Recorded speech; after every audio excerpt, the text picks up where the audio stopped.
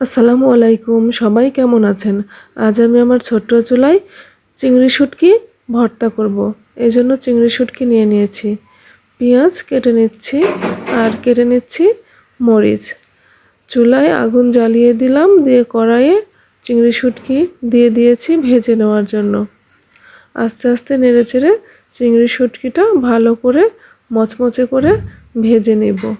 ভেজে নেওয়া হয়ে গেছে। এখন এটা গুঁড়ো করে নিব। অনেক মচমচার কারণে হাত দিয়েই গুঁড়ো করা যায় সহজে।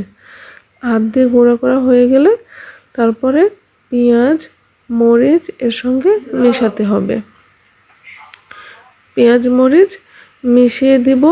তারপর এর মধ্যে দিব লবণ, তেল দিয়ে মাখিয়ে নিব। তাহলেই রেডি হয়ে যাবে মজাদার চিংড়ি শুটকি ভর্তা।